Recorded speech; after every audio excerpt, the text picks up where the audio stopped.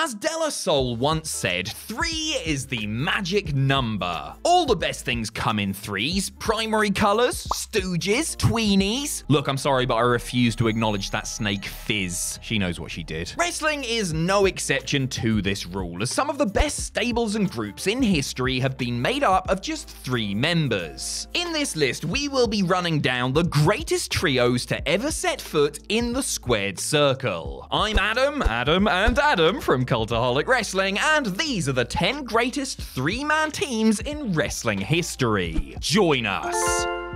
Number 10, Too Cool. Being great isn't just about winning, it's about being beloved and entertaining. The combination of Scotty 2 Hotty, Grandmaster Sexay, and Rikishi were far from successful in terms of big matches and championships won. However, when it came to making people happy in the Attitude Era, there were few better. Scott Taylor and Brian Christopher had been teaming for a while before the so-called newcomer Rikishi Fatu joined them in late 1999. Of course, the big man had actually been there for years under various different gimmicks, but when has WWE ever let the truth get in the way of a good story? Their fun-loving antics and dance routines got seriously over with Attitude Era fans to the point where they were on most pay-per-views in 2000 in one form or another. Whether it be teaming with The Rock and Mick Foley on Raw or dancing together in the Royal Rumble, Too Cool always delighted their fans, and we think that's great in its own right. Number 9, Team Angle.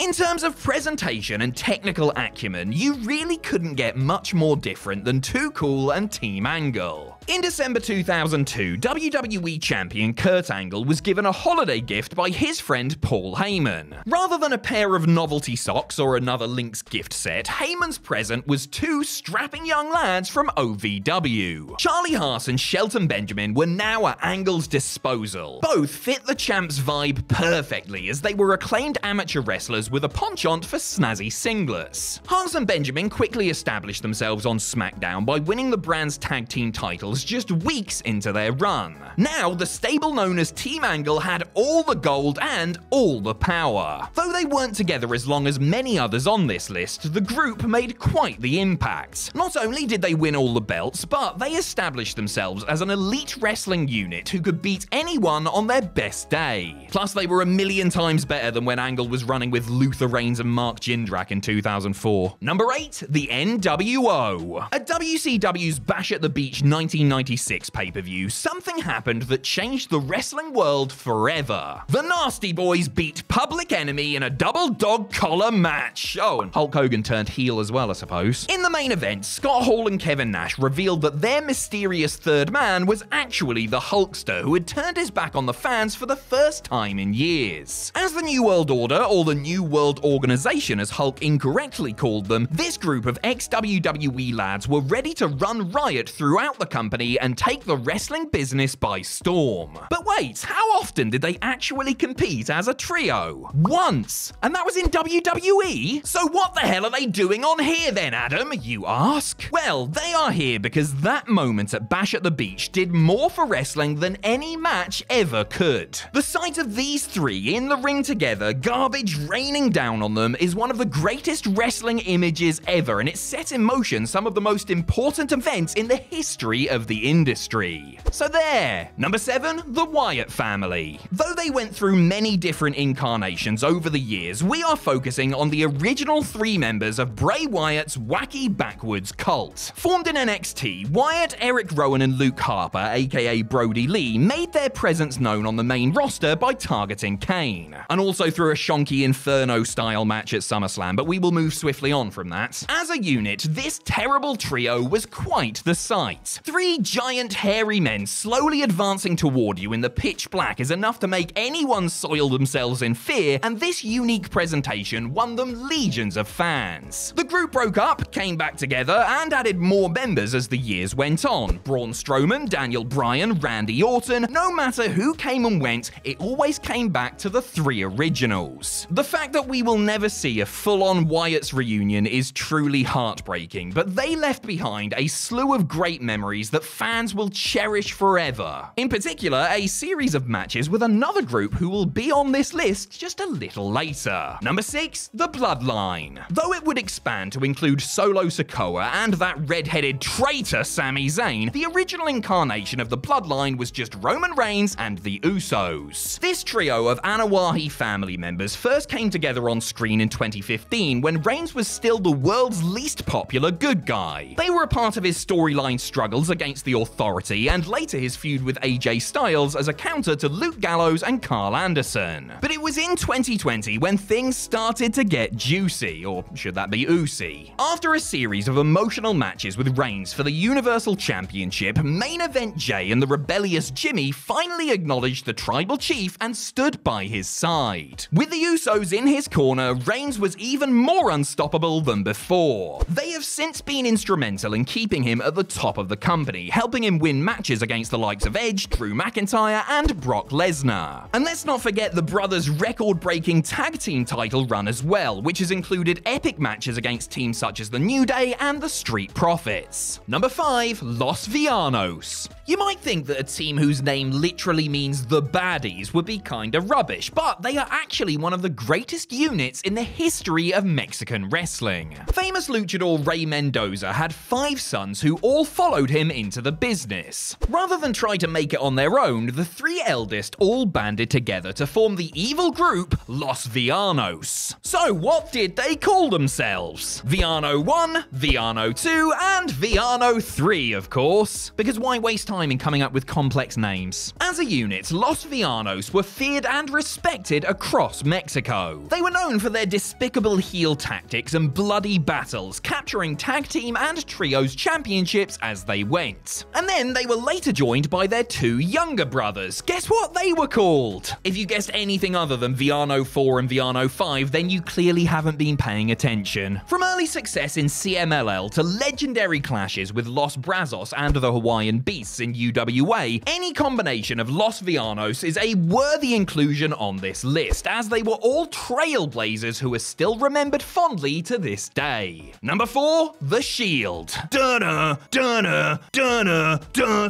Sorry, but it's so bloody catchy, isn't it? At Survivor Series 2012, 3 handsome young men in dashing turtlenecks appeared at ringside to lay waste to Ryback. Seth Rollins, Dean Ambrose, Roman Reigns. The Shield had arrived on the WWE main roster. The trio stuck around for the better part of 2 years, trading in their comfy casual wear for riot vests, a wise choice, I think we can all agree. They went from CM Punk's lackeys to muscle for the Authority to 3 of the most over stars in the entire company. It was the Shield who had those excellent matches with the Wyatt family we mentioned earlier, by the way, just in case you were still wondering. What is even more impressive is how successful each individual member has become since the group folded. All 3 went on to become WWE Champion, as well as splitting several other titles, Money in the Bank briefcases, and Royal Rumble wins between them. Roman Reigns is possibly the biggest star in modern wrestling today, while Rollins and Ambrose, now known as Jon Moxley, remain 2 of the most popular and important names in WWE and AEW, respectively. In terms of accolades, few groups have ever been this successful as a team and as singles competitors. Except 3MB, obviously. 2 former WWE champions in there as well, so justice for 3MB. Number 3, the Von Erichs. The Von Erichs were the very heartbeat of wrestling in the Texas area, headed up by patriarch Fritz. His sons Kevin, Kerry, David, Mike, and Chris all became wrestlers to varying degrees of success. WWE fans will probably be most familiar with Kerry as the Texas Tornado. The brothers won various different tag team championships in various different combinations, including 6-man and trios titles. They are perhaps most fondly remembered for their legendary feuds across the South against the Fabulous Freebirds, while Kerry achieved a great individual accolade by defeating Ric Flair for the NWA title in 1984. That said, any 3-man combination of the legendary family was guaranteed to draw a huge crowd. They were essentially royalty in their prime, winning over fans with their all-American good looks and athleticism. Sadly, the story ends in tragedy for the family, as all but one of the brothers passed away at a young age, but their imprint on wrestling history still lives long in the memory. Number 2, The New Day. When Xavier Woods recruited Big E and Kofi Kingston on the July 21st, first 2014 episode of Raw, few could have predicted where it would lead. After starting out as a weird pseudo-gospel act preaching positivity, the New Day quickly became delusional heels. This act got so over that they turned babyface in 2016 and have remained monstrously popular fan favorites ever since. Their list of accolades together as a team is mouth-watering. NXT Tag Team Champions, 7-time SmackDown Tag Team Champions, 4-time Raw Tag Team Champions, including the longest reign in that title's history. And let's not forget that they were there for each other when Kofi Kingston and Big E won the WWE Championship. You'll have your day soon enough, Woods, we believe in you. That the New Day have stayed together for so long in a company renowned for breaking up stables is a testament to just how popular the act is. It's also a testament to the real-life friendship between the three men and how genuinely pleased each member seems to be for the success of the others. I'm not crying, you're crying, damn it. Number 1, the Fabulous Freebirds. When you have your own rule named after you, you know you've made it in wrestling. In 1979, promoter Bill Watts paired Michael P.S. Hayes with Terry Bam Bam Gordy. They later added Buddy Jack Roberts to the group, despite his nickname being much worse than theirs, and the Freebirds were born. A three-man group was extremely unusual in wrestling at the time, but the Freebirds didn't just make it work, they changed the very business. Portraying themselves as ultra-flamboyant heels, the charismatic team drew massive heat across several territories. They worked for Mid-South Wrestling, Memphis Wrestling, and Georgia Championship Wrestling before eventually winding up in World-Class Championship Wrestling in Texas, home of the Von Erichs. Their feud elevated both stables to iconic status and is still talked about to this very day. Members cycled in and out of the Freebirds, but the Hayes-Gordy-Roberts lineup is the most famous and beloved. For their innovation, their body of work, and their impeccable legacy, we reckon this fabulous trio is the greatest to ever do it.